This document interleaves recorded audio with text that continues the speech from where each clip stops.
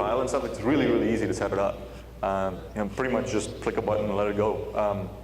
So that should help. Yeah. And then you. I know you're raising your hand.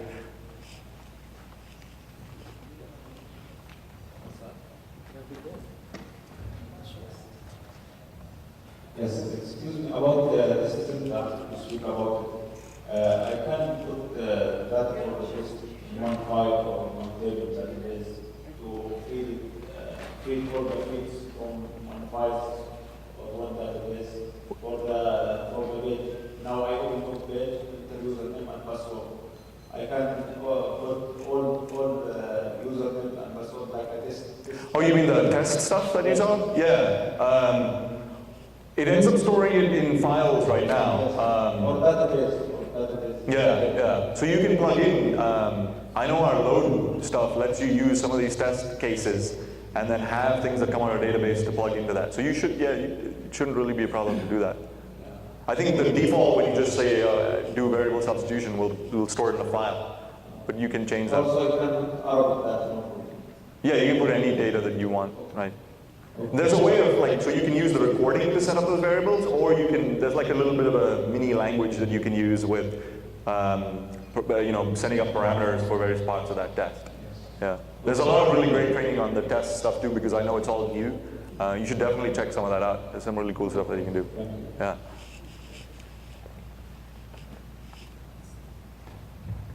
Yeah. Is it possible to change the code by editing the sequence data? That's a hard problem.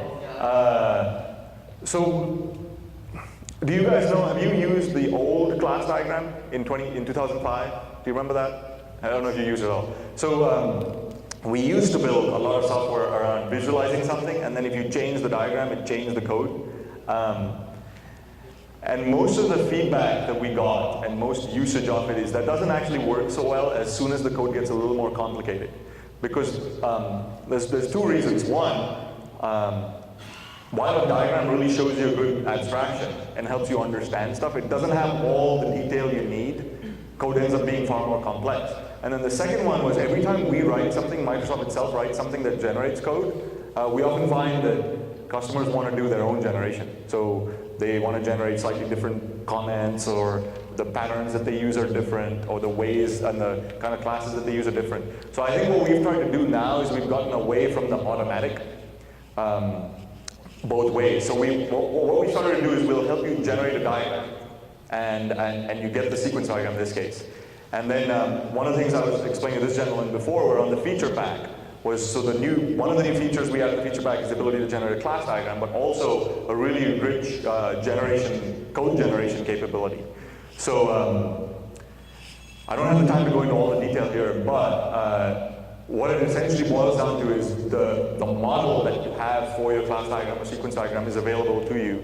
And then we use a very simple, it's called T4, but if you're familiar with ASP or JSP or any of these template mechanisms, it's very similar to that, where we will give you some default that helps you, like you could right click and generate code, but they're very simple.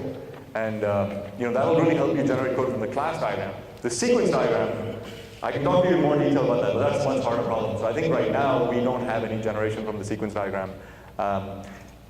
And we're probably going to go more along the lines of helping you do that generation instead of doing it ourselves. Because most of the times when we do it ourselves, we don't really do a good enough job. So that's where we are. Yeah? How many types of tests will be put on, like white box, grey box, Pardon? and also can we test application with the security point of view? How many types of tests we can perform, and the security point of view? Yeah, so from a security point of view, the test manager doesn't have anything specific for what to test for as far as security. There's no like pre-canned set of rules or anything that these are the things that you have to test for. We do have I know we use threat models and things internally for our own security. And I forget the name, but I think we have we have a security lifecycle product that we release. I don't know what mechanism, but I know we release a tool that lets you model the threats for your application and what are the things that you need to test and might test. I don't know what the name is released under, but it's definitely a community available tool. And like you use Visio to model the various components in your application and what threats come in and out. But we currently don't have sort of a security focused aspect of what tests should I do? I think most of it is you can create the test manager and the test framework that we have is pretty much the fundamental kind of testing capabilities. What exact tests you build on top of that is more of a guidance thing that I think there are tools for, but it's not in the product. And then what kinds of tests? So I guess there's a bunch. There's sort of manual tests, which I know are fairly common with being able to sort of click through things, but there's automated tests, there's, unit tests, functional tests, automation for UI. So one of the really cool things, I don't have time to go into this, but if you take one of those manual tests, especially where you're clicking around in UI, you can generate automated tests from it, and it'll generate just a C# or VB unit test or a functional test for you. So there's a lot of really different kind of test types that you can create using this. So just if I can just comment, from a security standpoint, it's not fair just to limit this on the testing side because it starts with development, right? Yeah. So you need I would like to position it like, what is the offering and the AML tool that would help us close all the gaps in security, right? I mean, this is our positioning for it. So what would help developers build a secure code, right?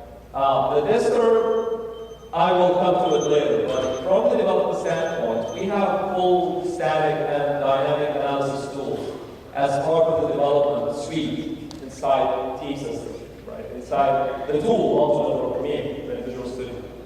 And when you think about when you write lines of code, let's say 100, 500, 1,000 lines of code, what are we providing for you here to ensure that your code is secure, right? That's one of the things that will help you close this gap. And we provide security analysis. Like you could scan all your code for security, and you could check that and perform this analysis on the code that you have written as a developer to ensure that if you have any hacking points to be closed, and we give you alerts on those, and we give you hints, what line of code can be vulnerable to security hacks.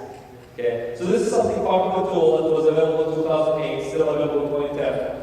Now, from the testing standpoint, we provide kind of control from the tester's side on what parameters that they can go and modify. I even showed it in some of the sessions before. I don't know if you attended this in 2005 and 2008. You need to have your best team as hackers. The best team in the world are previous hackers, honestly speaking. They need to be hackers. They need to think as hackers. They need to think about, even when they do closed box testing, what would a hacker do to get into the data? What would the hacker do for the URL to try and plug in some parameters that would go into the table in MySQL or something like that, right? So this is the thing that you need to think about, like having all this code developed in the right way. I mean, we have even books on security code, right? All of this now, the good thing is that these standards are plugged in the tool. So you can do the scanning to ensure that your developers are adhering to the right standards of security when they write their code. And then the tester can come and prove that this is really a secure code. But just ideas like against SQL injection, for example, things you don't try to have statements, use parameterized queries, using len, this will secure your code. You don't need to worry about it. I mean, the ages like the beginning of the millennium where we have these security holes, it's just something in the past. We don't have these worries anymore. But then when you write your code using some of the legacy things, let's say if you're still using the older code bases like 2002 and 2003, we have some tools that will help you eliminate these holes there. But what I want you to think about is not only from you wouldn't find a tool that will test for security. It's not there. I mean, you're not going to find that. You're not going to find that, right? But it's just a methodology within the process that would ensure that all your code is really secure when you write it. And then the testing will close any gaps that can happen from the testing standpoint. So I hope that, again, this is just shedding some light on this topic, because really what we want to have is, as a whole professional, let's say, community, to ensure that our codes are secure, reliable, and performant as well.